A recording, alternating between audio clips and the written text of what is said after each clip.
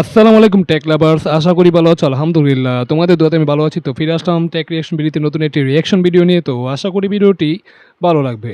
আজকের ভিডিওর টাইটেলটি হলো রিয়েলমি নোট 70 আগের মতোই নাকি নতুনত্ব কিছু আছে। ওকে, রিয়েলমি নোট 70 এটা আজকে রিভিউ দেবো, যদিও ভিডিওটার 5 মাস আগের একটা ভিডিও, তো সেটা আমরা আজকে দেখবো।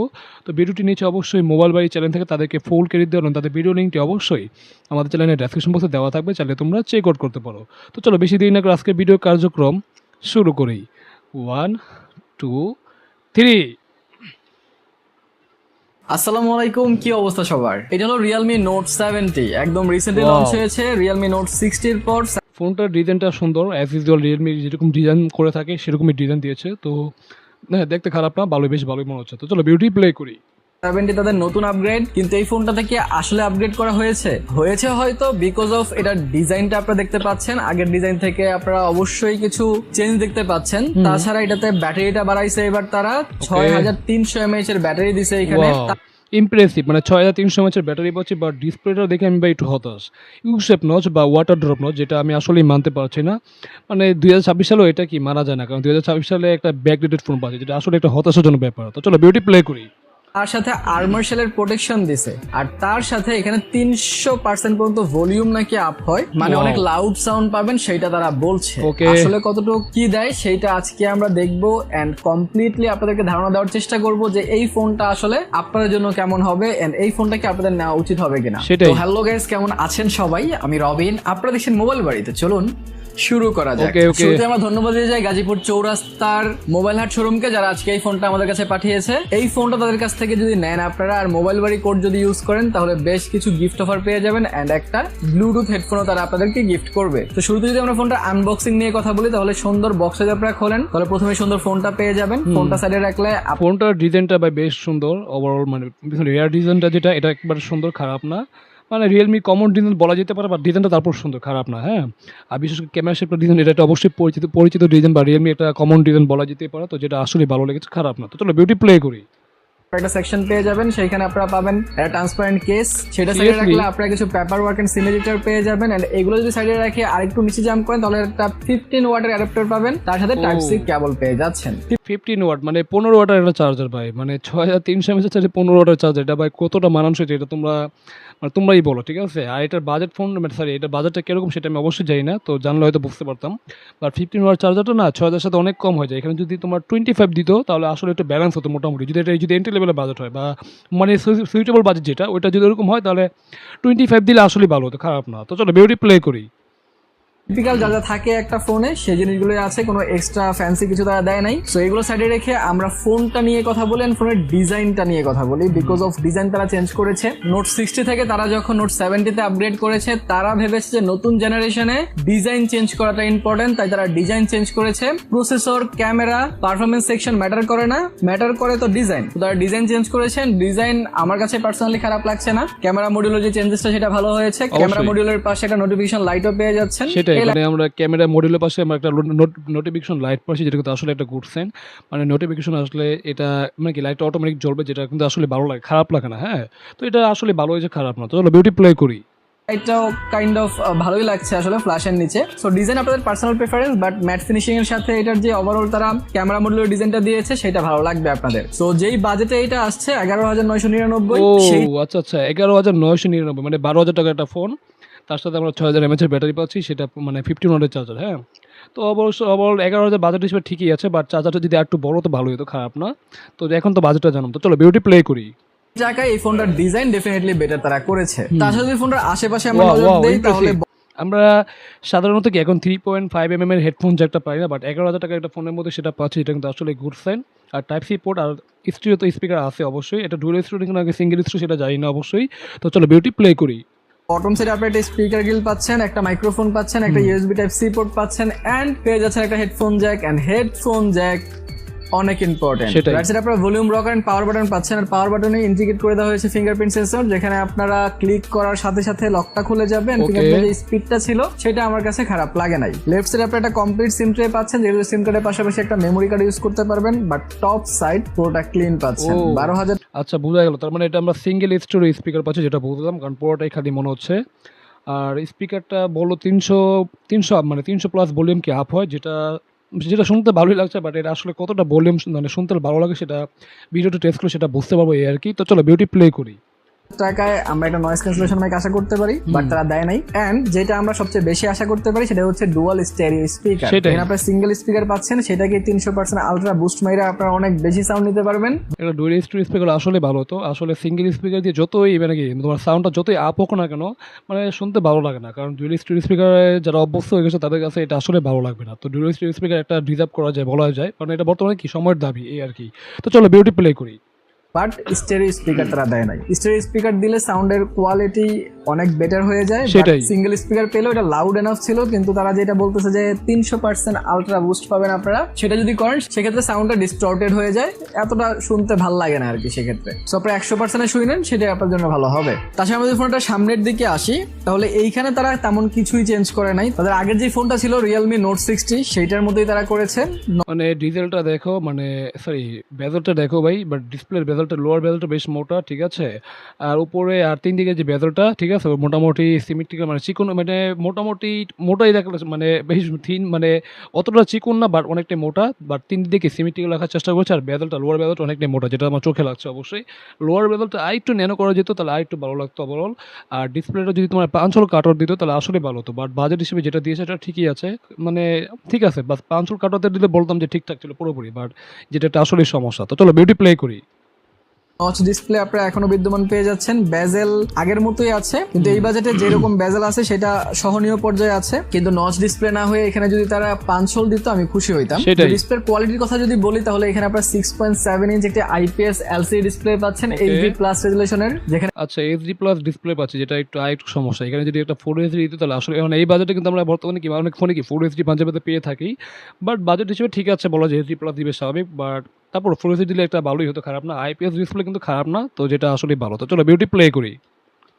PPI পাচ্ছেন 260, কিন্তু 90 হার্জ এর রিফ্রেশ রেট দেওয়া হয়েছে এখানে, 450 নিটস এর ব্রাইটনেস দেওয়া হয়েছে, যার কারণে 90,000 রিফ্রেশার দিয়ে আর কি লাভ, যেহেতু একটা HD প্লাস ডিসপ্লে কারণে সেখানে তোমরা 60 হার্জ থেকে কি একটু পৌঁছাবে, পুরোপুরি 90 হার্জ পাবে না। আবার অনেকে পেতে পারে, বাট পুরোপুরি সবসময় কি পায় না, যেটা একটা সমস্যা। তো ফুল HD হলে কি 90 হার্জ পুরোপুরি পেতো, যেটা কিন্তু আসলে ভালো হতো, বাট সেটা যেহেতু দেয় না, তো সেটা একটা অবশ্যই একটা ব্যাকডেটেড ব্যাপার বা যেটা হতাশাজনক ব্যাপার বলা যেতে পারে। তো চলো বিউটি প্লে করি।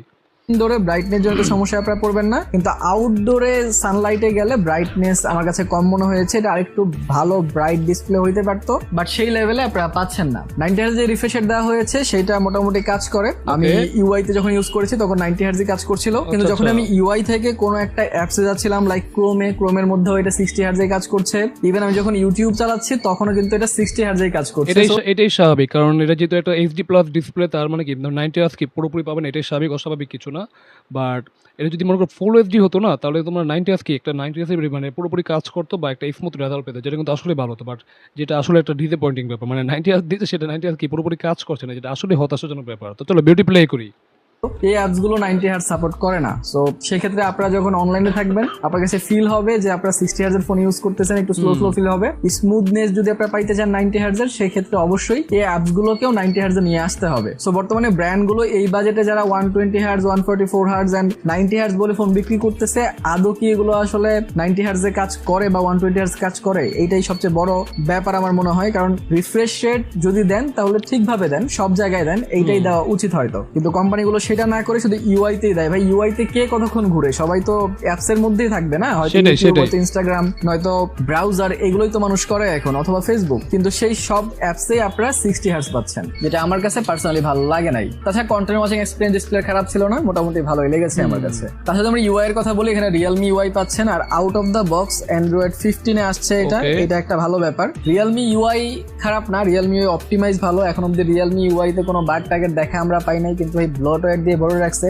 গেম টেম পেয়ে যাবেন, যেগুলো দেওয়া উচিত না এই বাজেটের ফোনগুলোতে, তারা এগুলো অ্যাভয়েড করতে পারে, ফোনটা আরো হেভি হয়ে যায়। অনেক যারা নর্মাল কনজিউমার আছেন, যারা অফলাইন থেকে ফোন কিনেন, তারা এগুলো দেখা যায় ওভার দ্য টাইম ডিলিটও করে না, আনইনস্টলও করে না, সেই ক্ষেত্রে ফোনটা আস্তে আস্তে আরো ভারী হইতে থাকে। তো আমার মনে হয় যারা এই ফোনটা কিনবেন সবাই যেই অ্যাপস গুলো আপনার মনে হবে দরকার নাই, যে গেম গুলো মনে হবে দরকার নাই, সব আনইনস্টল করে দেন, কিচ্ছু থাকার প্রয়োজন নাই আপনাদের। তো সফটওয়্যারের কথা যেহেতু বলছি, এখানে আমি পারফরমেন্স সেকশনের কথা বলে দিচ্ছি। পারফরমেন্স সেকশনে এই ফোনটাতে আপনারা পাচ্ছেন ইউনিভার্সিটি 725 550 চিপসেটটা। যদি Okay. রিয়েলমির ফোন আমি কম্পেয়ার করি তাহলে এইটা একটা ভালো চিপসেট, বিকজ অফ তারা রিয়েলমি C71 যেটা প্রায় 16,000 টাকা, সেটা তো সেম চিপসেট ইউজ করেছে। সো 16,000 টাকায় তারা যে চিপসেটটা দিচ্ছে 12,000 টাকায় আপনারা সেম জিনিস পাইলে অবশ্যই এটা ভালো। এন্ড এটা পারফরমেন্স সেকশনে আপনারা যে অনেক ভালো গেমিং টেমিং করতে পারবেন ব্যাপারটা তা না। আমি হালকা পাতলা গেমিং করেছি, আমি ফ্রি ফায়ার খেলেছি, আপনারা দেখতে পারেন ফ্রি ফায়ার এক্সপিরিয়েন্স কেমন ছিল। তেমন ল্যাগ বা ফ্রেম ড্রপের দেখা আপনারা পাবেন না, মোটামুটি ভালোই খেলতে পারবেন, তেমন কোনো সমস্যা হবে না। বাট লং টাইম গেমিং করলে ডেফিনেটলি আপনারা ল্যাগও পাবেন, ফ্রেম ড্রপও পাবেন, এন্ড ফোন গরমও হবে। তাছাড়া আমি অ্যাসফোল্ড 9 খেলেছি, অ্যাসফোল্ড 9ও মোটামুটি খেলা যাচ্ছিল, তারপরেও ক্র্যাশের সময় কিছু ল্যাগের দেখা আমি পেয়েছি। এন্ড লং মানে তোমরা যদি শখের গেমার হয়ে থাকো তাহলে তোমরা অবশ্যই 2D টাইপের গেমগুলো করো, কারণ ফ্রি ফায়ার S49 খেলতে পারবে, বাট ফোনটা যদি তুমি লং রানে যদি খেলতে চাও তাহলে কি তোমার ফোনটা বেশি হিট জেনারেট করবে, যেটা কিন্তু একটা সমস্যা।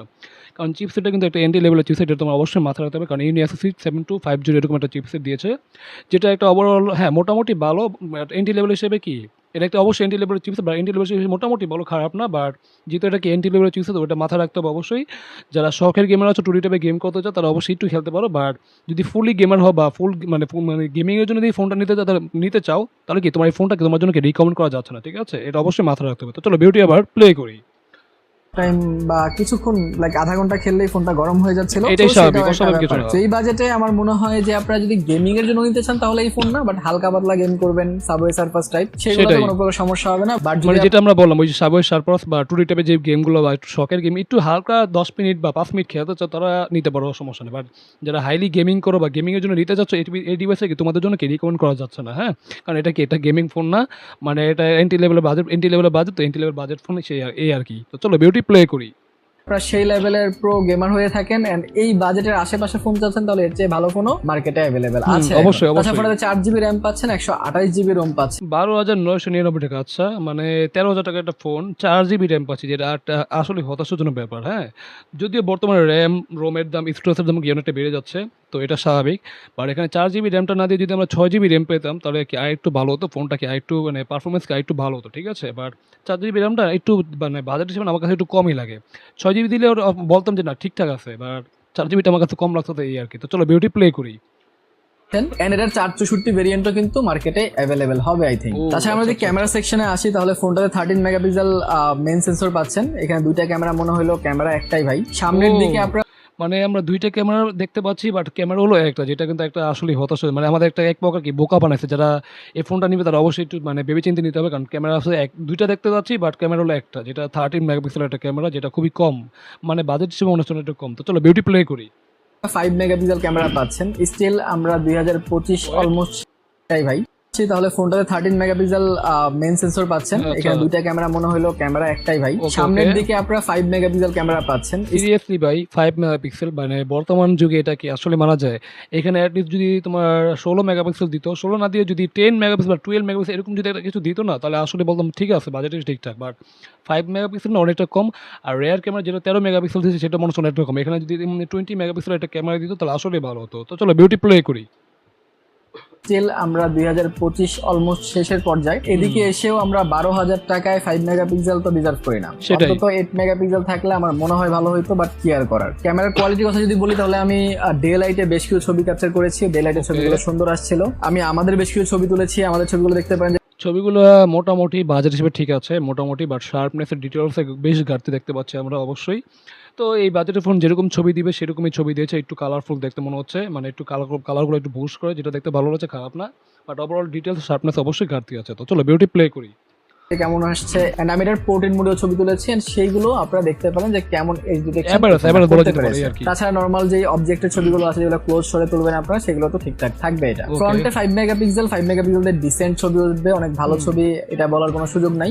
এখানে আমরা দেখো শার্পনেসের অবশ্যই ঘাটতি দেখতে পাচ্ছি, মানে একটা ক্রিস্টাল কিলার যে ভাইব দিবে না সেরকম লাগছে না। হ্যাঁ, ছবিগুলো বেশ কালারফুল, ফেসটাকে একটু সুন্দর করে ফেলছে, যেটা দেখতে ভালো লাগছে, খারাপ না। বাট ওভারঅল যদি আমরা একটু শার্পনেস বা ডিটেলস যদি একটু জুম করি না, তাহলে এখানে তোমার কি পিক্সেল কি মানে দেখে মানে এখানে শার্পনেসের ঘাটতি অবশ্যই দেবে, তুমি নিশ্চয়ই দেখতে পাবে, যেটা কিন্তু আসলে সমস্যা। তো 5 মেগাপিক্সেল না দিয়ে 8 মেগাপিক্সেল বা 10 মেগাপিক্সেল এরকম দিলে আসলে ভালো হতো। চলো বিউটি আবার প্লে করি। আমি বেশ কিছু সেলফিও দিচ্ছি, আপনারা দেখেন এন্ড ডিসাইড করেন যে এটার সেলফি আপনাদের কাছে কেমন ফিল হয়েছে। মোটামুটি। But অবশ্যই এখানে আপনারা শার্পনেসের ঘাটতি পাবেন। সেটাই। তাছাড়া আমরা ব্যাটারি সেকশনে আসতে পারি, যেখানে সবচেয়ে বড় জাম্প করেছে and যেইটা বেশি দিয়া তারা এটাকে আপগ্রেড বলতেছে, নতুন জেনারেশনের ফোন বলতেছে আর কি। Realme Note 70 তারা নাম দিয়েছে এটা। 6300 mAh এর ব্যাটারি পেয়ে যাচ্ছে। ব্যাটারিটা বেশ ভালো, খারাপ না। 5000 থেকে যখন তারা জাম্প করে 6300 তে যায়, এটা অনেক বড় ব্যাপার। এটা আসলে একটা গুড সাইন বলা যেতেই পারে। মানে ব্যাটারিটা বিশাল বড় ব্যাটারি, 6300 mAh এর ব্যাটারি, তাও আবার একটা 11,000 টাকা 12,000 টাকা ফোনের মধ্যে, যেটা কিন্তু আসলে গুড সাইন। বাট ব্যাটারি হিসেবে চার্জারটা না অনেকটা ছোট হয়ে গেছে। এখানে যদি 18 ওয়াট বা 25 দিত তাহলে বলতাম যে ঠিকঠাক ছিল বাজেট হিসেবে, বাট তারপর মানে চার্জারটা অনেকটা ছোট লাগছে। তো চলো বিউটি প্লে করি।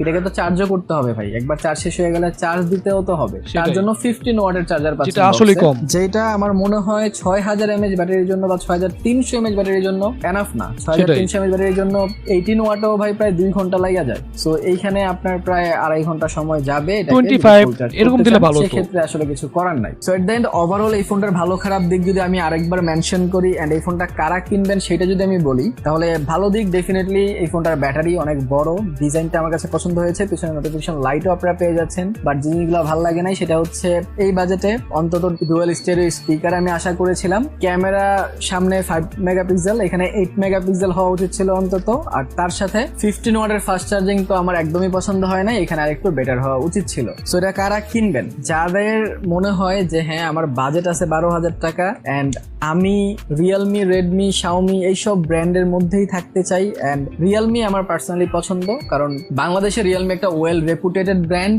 বাট আপনারা যদি এরকম মন মাইন্ডেড না হন যে রিয়েলমি না হলেও চলবে, তাহলে তো ভাই এই বাজেটে ইনফিনিক্স টেকনো আরো বেটার ডিল আপনাদের অফার করছে। কিন্তু স্টিল যদি কারো রিয়েলমির মধ্যে থাকতে মন চায় এন্ড রিয়েলমি ফোনগুলো লং টাইম ইউজ করা যায় আপনারা অনেকেই বলেন, সেই ক্ষেত্রে হয়তো আপনি এটা দিয়ে যেতে পারেন। বা বাসায় যদি কাউকে গিফট করতে চান, অথবা বাসায় আপনি আপনার আম্মুকে দিবেন অথবা আপনার ওয়াইফকে দিবেন, যারা এত রাফ ইউজ করে না ফোনটা, বা যারা বেশি গেমিং টেমিং করে না, ফোনে জাস্ট ভিডিও দেখবে, ইমো ইউজ করবে, তাদের জন্য এটা ঠিকঠাক আমি বলবো। এন্ড ব্যাটারি ব্যাকআপ যেহেতু ভালো, আর বাসায় যেহেতু সবসময় চার্জার থাকে, চার্জ নিয়েও টেনশন হওয়ার কথা নয়। তো তাদের জন্য এটা অবশ্যই পারফেক্ট আছে। বাট আপনাদের যদি মনে হয় ভাই 12,000 টাকায় তো দেখলাম, 15,000 টাকার মধ্যে কি কিছু আছে? তবে 15,000 টাকার মধ্যে রেডমি 15C লঞ্চ হয়েছে একদম নতুন, সেটার আমি একটা ফুল রিভিউ করে রাখছি। তো সেটা দেখতে চাইলে এইখানে ক্লিক করে দেখে নিতে পারেন। সো ভালো কিছু থাকেন, ভিডিওটা ভালো লাইক, কমেন্ট, শেয়ার, সাবস্ক্রাইব করে দিন। দেখা হবে পরের ভিডিওতে। টিল দেন, আল্লাহ হাফেজ। তো যাই হোক গাইস, এখানে আমরা ভিডিওটি শেষ করে ফেললাম। আমরা দেখে নিলাম রিয়েলমি নোট 17। তো এখানে আমরা তেমন কিছু বলবো না, ওভারভিউতে কেমন কিছু বলার নাই আমার, কারণ যা বলার তো আমরা রিয়েকশনে অবশ্যই রিয়েকশন করে বলেছি, সেটা তোমরা অবশ্যই দেখতে পেয়েছো। তো যদি আমি একটু জাস্ট একটু যদি বলি, এই ফোনটা কাদের জন্য, তোমরা যারা একটু সেকেন্ড হ্যান্ড ডিভাইস নিতে চাচ্ছ, তোমাদের একটা সেকেন্ড ফোন হিসেবে একটা ফোন দরকার, তারা এই ফোনটা দেখতে পারো। বাট যারা গেমিংয়ে চিন্তা করে ফোনটা নিতে চাচ্ছ, তাদের জন্য কি ফোনটা রিকমেন্ড করা যাচ্ছে না। বা আমাদের পরিবারে যারা সিনিয়র সিটিজেন, ঠিক আছে, যারা গেমিং করেন, জাস্ট ফোনে কথা বলে বা ইমোতে হোয়াটসঅ্যাপে কথা বলে, তাদের জন্য ফোনটা ঠিকঠাক আছে। বাট যারা একদম গেমিং করতে চাচ্ছ বা গেমিং ডিভাইস নিতে চাচ্ছ, তারা কি এই ফোনটা তাদের জন্য কি রিকমেন্ড করা যাচ্ছে না, ঠিক আছে। তো এই ছিল আমার একটা ওভারভিউ। তো তোমাদের কাছে আজকের ভিডিওটি কেমন লাগলো তোমরা অবশ্যই কমেন্ট করে জানাও। যদি আমার কোনো ভুল ত্রুটি, অবশ্যই তোমরা ক্ষমার ডিসিশন দেখবে, ঠিক আছে। তো দেখা হবে নতুন কোনো রিয়েকশন ভিডিওতে। তো টিল দেন, আল্লাহ হাফেজ।